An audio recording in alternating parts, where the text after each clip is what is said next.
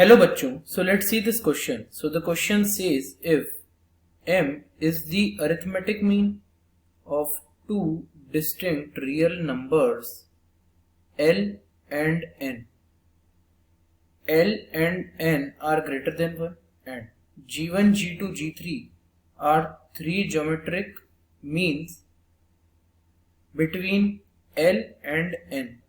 Then G1 to the power 4 plus 2G2 to the power 4 plus G3 to the power 4 equals. तो इस question में हमको बोला गया है कि if m is arithmetic mean, यानी कि m जो है वो अरिथमेटिक मीन है दो डिस्टिंक्ट रियल नंबर्स l और n के बीच में. G1, G2, G3 जो है वो तीन ज्योमेट्रिक मीन्स हैं l और n के बीच में. तो हमें वैल्यू फाइंड करना है G1 to the power 4 plus 2G2 to the power 4 plus G3 to the power 4. तो यहाँ पर जो हमारा की कंसेप्ट होगा, the key concept to solve this question is, यहाँ पर आपको सबसे पहले तो अरिथमेटिक मीन पता होना चाहिए. अरिथमेटिक मीन का फॉर्मूला, तो मान लीजिए दो नंबर्स आपके अरिथमेटिक मीन में आ रहे हैं तो फॉर्मूला होता है अरिथमेटिक मीन बराबर होता है a प्लस बी बाई 2 के. दूसरा आपको कंसेप्ट पता होना चाहिए ज्योमेट्रिक प्रोग्रेशन का. मान लीजिए आपके पास तीन टर्म्स हैं a, b और c. अब यहाँ पर ज्योमेट्रिक प्रोग्रेशन में जो हमारी फर्स्ट टर्म है वो तो a रहेगी. अब यहाँ पर कॉमन रेशियो होता है, यानी कि b upon a, b divided by a, ये कॉमन रेशियो होता है यार हमारा. ये रेशियो फिक्स होगा, इसको हम कॉमन रेशियो बोलते हैं. और ये किसके बराबर होगा? ये बराबर होगा c अपॉन b के. अब क्योंकि ये तो हमारी फर्स्ट टर्म है, अब b हमारी सेकेंड टर्म है, तो मैं इसको लिख सकता हूँ a r to the power 1. Similarly c को मैं लिख सकता हूँ a r स्क्वायर, क्योंकि ये थर्ड टर्म है मेरी. जो बेसिक कंसेप्ट था इसकी मदद से ही हम क्वेश्चन को सॉल्व करेंगे. अब सबसे पहले तो हमें बोला है कि m अरिथमेटिक मीन है दो डिस्टिंक्ट रियल नंबर्स l और n के बीच में. तो l प्लस n बाई 2 हो जाएगा, m equals to l plus n by 2. ये मेरी इक्वेशन 1 हो गई. आगे मुझे बोला है G1, G2, G3 हमारे तीन ज्योमेट्रिक मीन है L और N के बीच में. तो L और N के बीच में G1, G2 और G3 मेरे पास यहाँ पर तीन ज्योमेट्रिक मीन्स हो गए. अब क्योंकि मेरे पास ये तीन ज्योमेट्रिक मीन है तो मैं यहाँ पर फॉलोइंग रिलेशन को डिराइव कर सकता हूँ. सबसे पहले ये मेरी फर्स्ट टर्म है, इसको मैं A बोल देता हूँ. ये मेरी सेकेंड टर्म है तो ये होगी ए आर. ये मेरी थर्ड टर्म है तो ये ए आर स्क्वायर के बराबर होगी. ये बराबर होगी ए आर क्यूब के. और एन यहाँ पर a r to the power 4 के. अब यहाँ पर a का वैल्यू l के बराबर है तो मैं इस टर्म को क्या लिख सकता हूँ? इसको मैं लिख सकता हूँ एल आर. आर मेरा कॉमन रेशियो है, यहाँ पे मैं लिख देता हूँ it is common ratio of the GP. और यहाँ पर ये हो जाएगा आपका एल आर स्क्वायर. यहाँ पर ये कितना हो जाएगा? ये हो जाएगा एल आर का क्यूब और ये हो जाएगा आपका एल आर की पावर 4. अब मैं यहाँ पर अगर देखिए यहाँ पर क्या होगा, G1 डिवाइडेड बाय L, इसका वैल्यू किसके बराबर होगा? इसका वैल्यू R के बराबर होगा.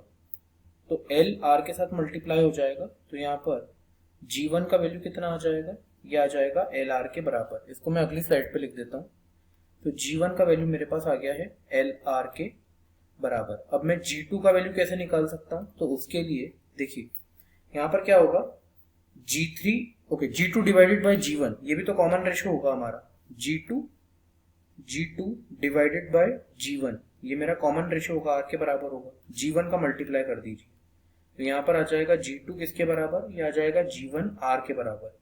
अब G1 किसके बराबर है? LR के बराबर है. तो LR इंटू R, तो ये हो जाएगा LR स्क्वायर.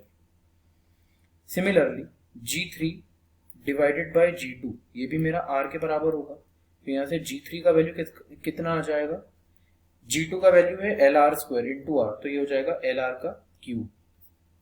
LR का क्यूब ये इंपॉर्टेंट वैल्यू. सिमिलरली यहाँ पर G2 किसके बराबर आया था? ये आया था LR का स्क्वायर के बराबर. और यहाँ पर G1 LR के बराबर था. तो G1, G2 और G3 का वैल्यू आ चुका है. क्वेश्चन में हमें वैल्यू किसका निकालना है? हमें यहाँ पर निकालना है value G1 to the power 4 plus 2 times of G2 to the power 4 plus G3 to the power 4, इसका वैल्यू हमें यहाँ पर निकालना है। अब G1 की वैल्यू हम निकाल चुके हैं। देखिए G1 कितना था हमारे पास, LR था, तो यहाँ पर आ जाएगा LR की whole power 4 plus 2 times G2 की वैल्यू हमने निकाली, वो थी LR स्क्वायर, तो यहाँ पर आ जाएगा LR स्क्वायर की होल पावर 4 प्लस G3 की वैल्यू कितनी निकाली थी, LR क्यूब थी, तो यहाँ पर आ जाएगा LR cube to the whole power 4। तो सॉल्व करेंगे तो ये हो जाएगा L स्क्वायर ये हो जाएगा हमारा L to the power 4 R to the power 4 plus 2 times of L to the power 4 R to the power 8 plus L to the power 4 R to the power 12। यहां से आप L टू दी पावर 4 को common निकाल लीजिए, तो bracket में कितना आ जाएगा। अच्छा, यहाँ पर मैं L टू दी पावर 4 के साथ R टू दी पावर 4 भी कॉमन निकाल सकता, तो L to the power 4 into R to the power 4 को कॉमन निकाला तो 1 plus 2 times of R to the power कितना बचेगा, देखिए यहाँ पे R टू दी पावर 4 बचेगा, प्लस यहाँ पर R टू दी पावर 8 बचेगा। अब यहाँ पर तो मैं इसको देखिए, यहाँ पर ये फॉर्मूला बन गया है 1 plus 2R square plus R to the power 8, ये आइडेंटिटी है। ये किसकी आइडेंटिटी है, 1 plus R to the power 4 whole square की। ये बराबर है, बाहर हमारे पास था ब्रैकेट में L टू दी पावर 4 और R टू दी पावर 4। तो हमारे पास क्या आ चुका है, अभी हमारे पास आ चुका है यहाँ पर L टू दी पावर 4 और R टू दी पावर 4। तो यहाँ पर इसको सॉल्व करने के लिए मैं क्या करूंगा, L to the power 4 R to the power 4 और 1 plus R to the power 4 whole square है। अब देखिए यहाँ पर इसको सॉल्व करने के लिए क्या करा जा सकता है, अगर आपने ध्यान दिया हो, जो हमारी फोर्थ टर्म थी n, ये किसके बराबर है, देखिए इसको मैं लिख सकता हूं, फोर्थ टर्म जो है n ये बराबर होगी L R to the power 4 के, LR टू दी पावर 4 के। यहाँ पे हमने देखा ही है इसको, तो यहाँ पर एक L यहाँ से ले लीजिए, देखिए L cube into L R to the power 4 multiplied with 1 plus R to the power 4 whole square है। यहाँ पर LR टू दी पावर 4 को लिखा जा सकता है n के बराबर, तो आ जाएगा n L cube multiplied with, बाहर तो होल स्क्वायर है, 1 प्लस, अब R टू दी पावर 4 की वैल्यू क्या होगी, तो यहाँ से मैं लिख सकता हूँ R टू दी पावर 4 बराबर होगा n अपॉन L के, तो यहाँ पर आ जाएगा n अपॉन L आ गया। इसका हम थोड़ा सा यहाँ पर एलसीएम ले लेते हैं, तो ये हो जाएगा n plus L upon L whole square, और यहाँ पर बाहर है हमारे पास NL क्यूब। इसको फर्दर सॉल्व करेंगे हम, तो हमें मिलेगा कि NL क्यूब तो है, और इधर है हमारे पास n plus L upon L whole square.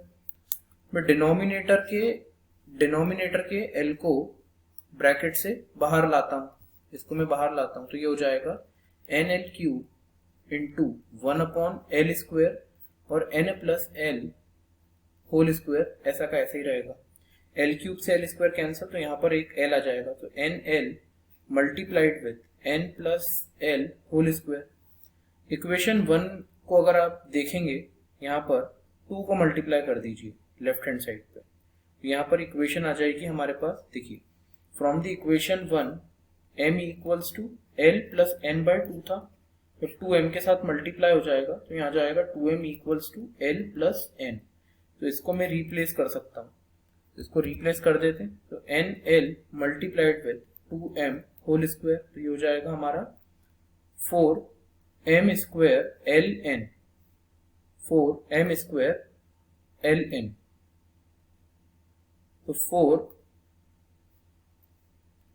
4LM square n, ये हम ऐसा भी लिख सकते हैं इसको, ये हमारा आंसर है। So this is the answer of the question.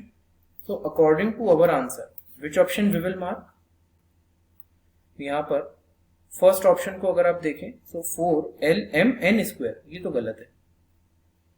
Second में L square M square N square, अब ये L स्क्वायर और N स्क्वायर भी आ गया, इसलिए गलत है। थर्ड ऑप्शन में 4L स्क्वायर MN, गलत है। लास्ट ऑप्शन हमारा रिमेनिंग ऑप्शन है, सही तो हो गई, बट यहाँ पर ध्यान से देखिए एम स्क्वायर है, तो इसलिए सही है। एम स्क्वायर एल एन और 4 है, तो 4 L M square N is the correct answer of the question. So option 4 is the correct answer. So that is all about solution of the question. Option D is correct. Option 4 is the correct answer. तो मैं उम्मीद करता हूँ आपको solution समझ आया होगा. I hope you understood the solution well. Wish you best of luck.